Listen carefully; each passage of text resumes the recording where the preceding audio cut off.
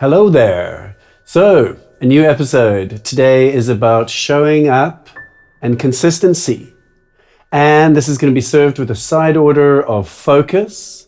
And it's really what I'm going to look at are the keys to succeeding, whether this is out in the world or healing, successfully healing from and overcoming trauma, for example. It's also about succeeding at, you could call it awakening or illuminating yourself or becoming incredibly present. And there's kind of a baseline in all of this, which is learning to live a more joyful life and succeeding at that. Now, many of us have got kind of an ambivalent reaction to the word success. So I could say realizing an abundant, joyful life where we're not being taken downtown by our trauma or a lack of money or whatever else it is. So more joy, yes.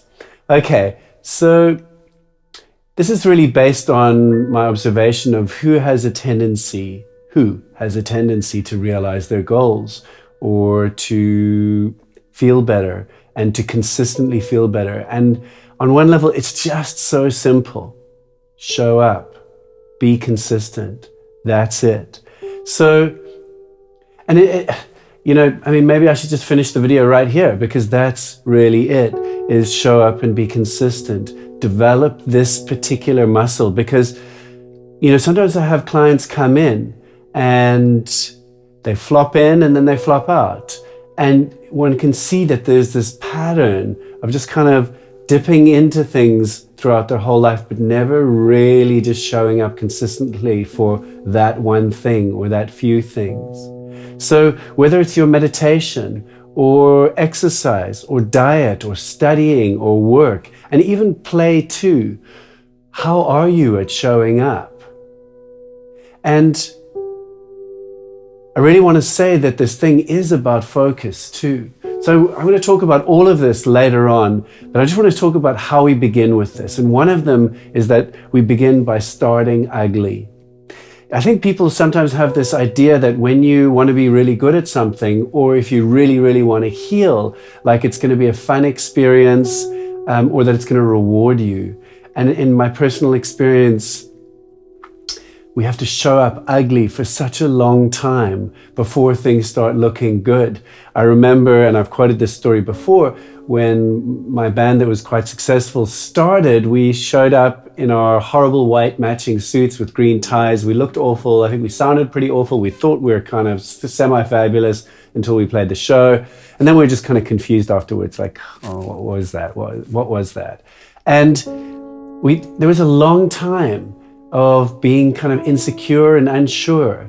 And I've seen that with pretty much everything in my life, that showing up ugly and going through the really long wobbly parts is really key. In other words, if you focus on what it feels like right now, the kind of, feels so awkward, then you won't do it. But when we focus on what is this going to be like in 3 years' time, or where will I be if I keep showing up in 5 to 10 years' time, and keep focusing on the feeling of that and embodying the feeling of that rather than the present moment of all of my I can'ts showing up.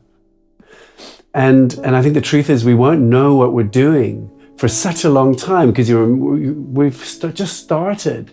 We haven't done our 10,000 hours. And so for a long time, it's confusing and insecure. We'll be consumed by impostor syndrome. Impostor syndrome. In other words, this feeling like other people know what they're doing and we don't, and they can see that we're a fraud and a failure. And working through imposter syndrome or going through it and doing it anyway is an incredibly powerful signal to our nervous system and our energy field that we can and that we will. But it frequently won't feel inspiring or validating. It's definitely not going to be validating for quite some time. And it's not necessarily for the faint of heart. Or maybe a better way of saying it is that we develop heart for it. By showing up gently and self-lovingly, we develop the heart for this thing of playing a bigger game. And what I mean by that is living a life where we aren't captured by our trauma or doing the work that we really want to do in the world, or really believing that we can contribute and that we do actually have a kind of a purpose or something beautiful and valuable to contribute to this short, crazy, beautiful life. So no one's going to applaud us for a long, long time. But I urge all of us, and myself included, to have heart and try and keep trying and keep showing up and trusting. And just the act of showing up consistently is the game changer. And if you don't have this muscle developed yet, make showing up the one thing that you want to become good at, because everything else will follow. It's so foundational. Like if you can't show up to your healing journey consistently and you regularly collapse and go into depression or paralysis or numbness or deep anxiety and flooding, learn to show up consistently. This will be the one thing that will help you heal, because if you can't consistently heal, then it's really hard. I'm going to say also, with all of this, don't, as best as we can, do this with heart, but don't take it all too seriously. Definitely don't take me too seriously. I'm just trying my best too. So let's keep moving. Ways to set yourself up for success. I think this is a huge one, and I really love it, is get inspired, train and learn, keep growing. I think that if there's an element of adventure and growing and learning, and these cycles of enthusiasm are really awesome for our system. So if we just keep inside the same knowledge set and reality that we're in, I think we get really bored and potentially depressed. So, spend the money, train, learn. And I really want to say this about healing. And it took me a long time to realize this, probably 10, 12 years of my healing journey to realize this. I just kept on going for healing sessions and to workshops, and it was kind of a consumption of healing practices. And the game changer was when I started training in healing techniques. And I didn't necessarily consider myself a healer while I trained in them, but then a paradigm shift happened, which was that by training in the techniques, I became a healer, and just doing the training healed me. And then becoming a healer, I wasn't healed when I started healing, by no means. But just in the act of learning these techniques and helping other people, it began to shift me much more deeply than standing on the sidelines. So I'm saying spend the money. Another way, if you can, is spend the money on getting support. I've said this many times, but weekly one-on-ones are a game changer. I did a bit of a calculation. I think I've probably done 12 years worth of, this is a crazy stat, don't make it intimidate you, at least 12 to 15 years worth of weekly one-on-ones. I've received them. I am still in supervision, and I am religious about showing up to my supervisor, who's a clinical psychologist and a mentor, pretty much every week, unless he's sick or I'm sick, but it almost never happens. And so, for example, Bill and I have been working together for, it's now 3.5 years, and it is absolutely supporting my journey. And my observation is those who really show up. If you need to heal, or you need to learn, or you want to grow in something, get coached, get mentored, do psychotherapy with a woo-woo bent. That's my personal preference, but show up for the work. It really, I would personally, especially if you want to heal or you want to heal your voice, make it close to a number one priority. It's just not going to happen through dabbling. It's not going to happen through episodic checking in and hoping that things will get fixed. Get mentored, get supported, get coached. And if you're out there putting stuff in the world, it really helps to have checks and balances. Or you're in a relationship, someone who's going to tell you that you're being an asshole, or that you're acting out, or that you're maybe just kind of starting to drink your own potion and just kind of lose your way. We all have blind spots. I definitely do. And I have no doubt you do too. And have people that will help you see yours and help you heal through them. and help you feel supported, because man, we could all do with support. So all of these will help to train the muscles of consistency. It's a whole other subject, which at some point I will talk about, is learn flow. So learn to do what feels like it's flowing. Sometimes it feels like it's flowing to sit in front of the television and not show up for your practice. So we really need to learn the difference between flow and avoidance. But learn to live in flow through the act of showing up a lot. That's a whole subject of its own. So, and this is a huge area within showing up in consistency, is really show up. This is such an important one. Show up to learn, to get clear inner guidance from yourself.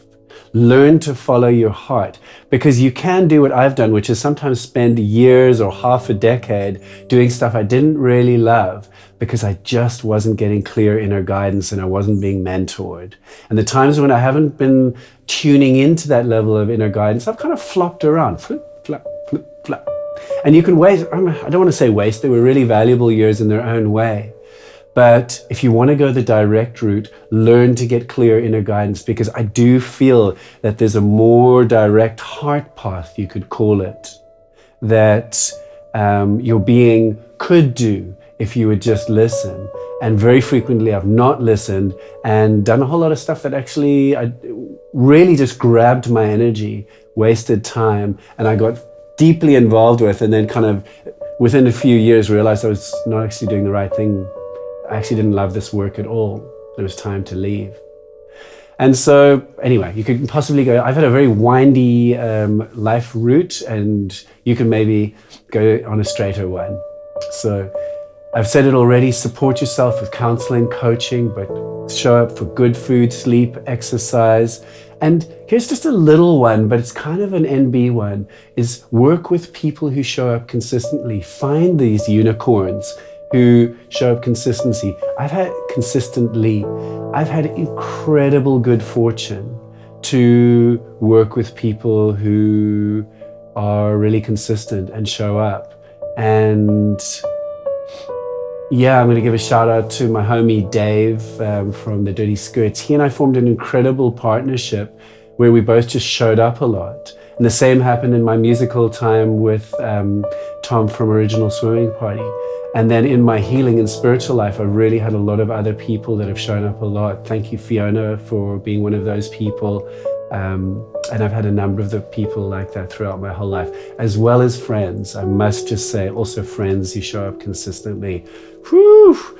I'm not going to list you because then I might leave some people out, but my friends who've shown up consistently to love me and see me and accept me and support me just by being in my life.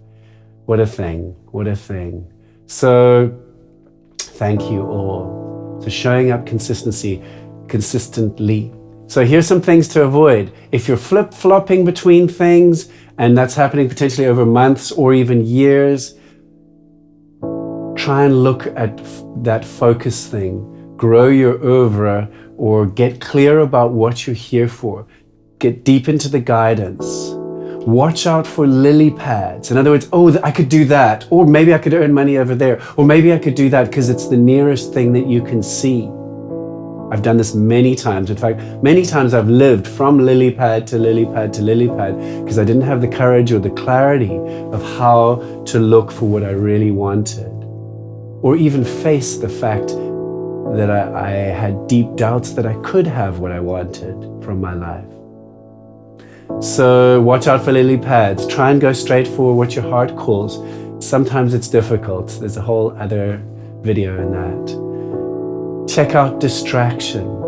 In other words, being overcommitted or just watching too much TV, internet, news, social media, whatever your distractions are, alcohol, drugs, sex, whatever they are.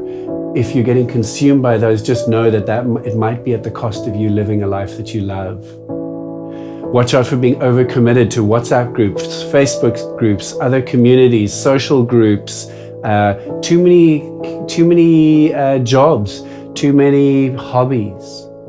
I love this phrase, which I'm going to misquote from the Bible, but it's something like, "When thine eye be single, thy body be full of light." The more singular we are, the more we're going to succeed or heal or emancipate our voice or live in joy. So watch out for the content, the podcasts, the media, all the things. Decrease one's interests and become singular. So if your energy is going out there and getting consumed by all kinds of really just addictions. And so in summary, get clear on your direction, follow the heart, but be religious in being consistent in showing up. And I urge you to be kind to yourself, but also develop these muscles. Get help, learn and grow, have fun. You can do it. And ultimately, I suppose all we can really do is find joy and contribute to the well-being of ourselves and others. And having done all of this and all of this massive showing up and lived a joyful and contributory and just very human life, and we'll have worked all of this out, we will have nailed it probably just before we die, and then our time will be over. And what a crazy, beautiful life it was. So thank you for sharing this time about showing up and being consistent. What landed for you? I just poured this out. I hope it was useful.